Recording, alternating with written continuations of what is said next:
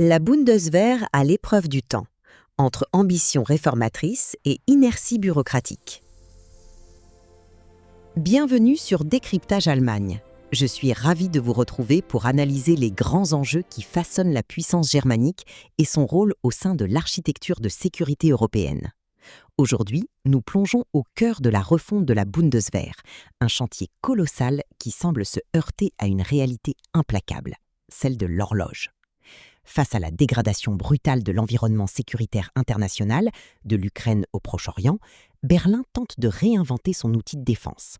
Mais entre les présentations PowerPoint impeccables du ministère et la réalité du terrain, le fossé demeure béant.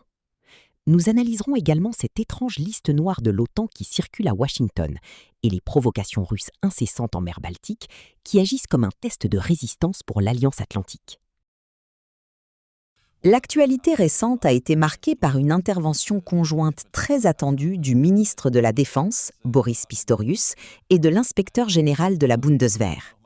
Sur le papier, le projet présenté est séduisant, tourné vers l'avenir et semble répondre précisément aux exigences de l'heure.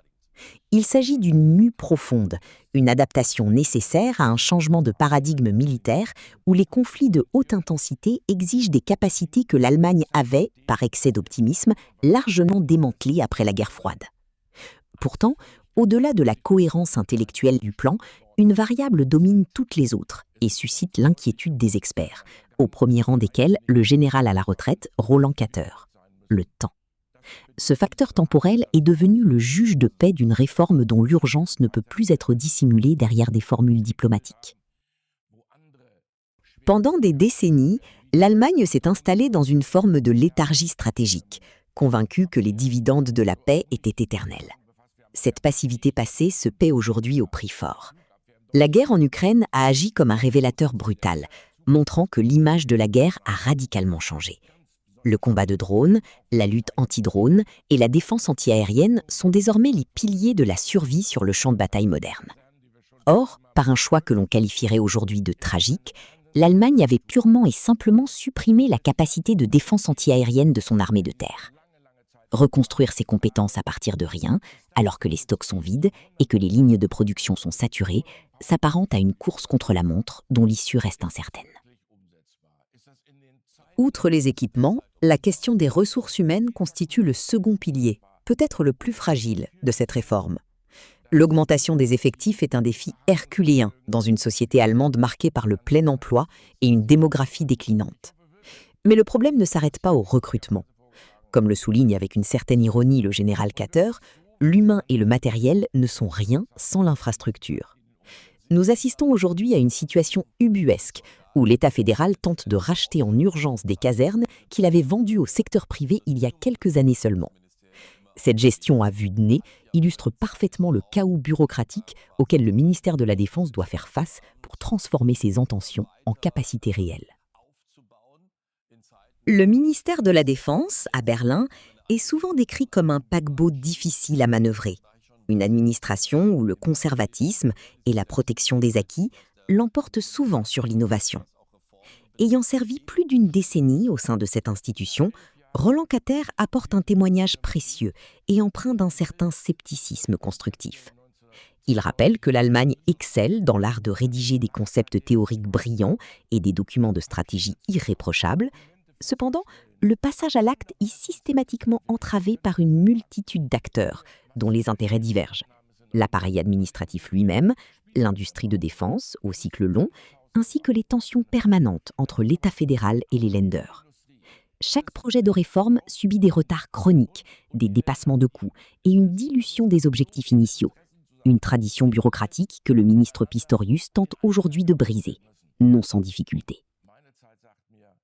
Cette introspection allemande sur ses capacités militaires intervient dans un contexte de pression accrue de la part de son principal allié. Des fuites diplomatiques suggèrent que l'administration américaine aurait établi une sorte de classement des membres de l'OTAN, distinguant les bons et les mauvais élèves. En tête de liste figurent sans surprise la Pologne et les États baltes, dont la perception de la menace russe est existentielle et dont les efforts budgétaires sont exemplaires. L'Allemagne, malgré ses promesses de Zeitenwende, ou changement d'air, se retrouve dans une position intermédiaire, tandis que des puissances historiques, comme la France ou le Royaume-Uni, seraient, selon ces sources, moins bien perçues à Washington, en raison de la dispersion de leurs efforts ou de l'insuffisance de leurs investissements par rapport au profil de capacité exigé par l'OTAN. Ce système d'évaluation, bien que perçu comme brutal, n'est que la face visible du processus de planification de défense de l'Alliance. Chaque nation est tenue de fournir des capacités spécifiques pour atteindre un profil global de défense collective. L'irritation américaine, exacerbée sous l'ère Trump, mais persistante sous l'administration Biden, repose sur une question simple. Qui sera prêt le jour où le secours des États-Unis sera sollicité? La perception de la menace n'est pas la même à Madrid qu'à Tallinn, et cette divergence de sensibilité politique complique l'unification des efforts. L'ombre d'un retour possible de Donald Trump à la Maison-Blanche plane comme une épée de Damoclès sur les capitales européennes, forçant ces dernières à se demander si la solidarité atlantique restera en socle immuable ou si elle deviendra une relation purement transactionnelle, basée sur les chiffres de dépenses militaires. Pendant que l'Occident débat de ses budgets et de ses structures administratives, la Russie, elle, maintient une pression opérationnelle constante. En mer Baltique, les interceptions d'avions de combat russes se multiplient. Ces manœuvres, aux limites de l'espace aérien international, sont loin d'être fortuites. Elles servent un double objectif stratégique pour le Kremlin. D'une part, il s'agit de tester la réactivité et la vigilance de l'OTAN, d'observer ses temps de réponse et ses procédures d'interception.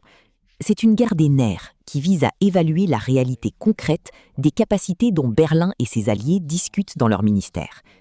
D'autre part, ces provocations sont destinées à la consommation intérieure russe. En montrant ses muscles face à une alliance présentée comme faible ou indécise, Vladimir Poutine cherche à rassurer sa population, alors que le conflit en Ukraine semble s'enliser dans une guerre d'usure coûteuse et sans mouvement majeur sur le front. Pour Vladimir Poutine, créer des théâtres de tensions secondaires est une diversion classique. Cela lui permet d'affirmer que la Russie reste une puissance capable de défier l'ordre occidental sur plusieurs fronts simultanément. Ces incidents en mer Baltique soulignent l'urgence pour l'Allemagne de passer du stade de la planification à celui de l'action opérationnelle. Le général Katter le rappelle avec force, l'adversaire observe, écoute et analyse chaque signe de faiblesse ou chaque retard dans la mise en œuvre de nos réformes. La crédibilité de la dissuasion repose non seulement sur la volonté politique, mais surtout sur la démonstration concrète que les moyens de défense sont disponibles ici et maintenant, et non dans une décennie. En conclusion, l'Allemagne se trouve à un moment charnière de son histoire militaire. Le diagnostic est posé, les remèdes sont connus, et la volonté politique semble, pour la première fois depuis longtemps, réelle.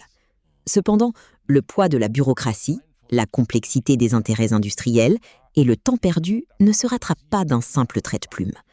Le défi de Boris Pistorius est d'insuffler une culture de l'urgence dans une institution bâtie sur la procédure.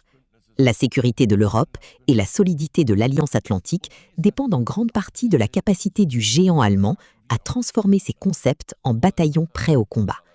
La route est encore longue, et le regard insistant de Moscou comme de Washington ne laisse aucun droit à l'erreur.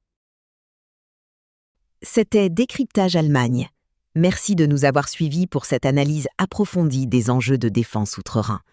Restez à l'écoute pour comprendre les mutations d'une Europe en quête de souveraineté et de protection. À bientôt pour une nouvelle analyse.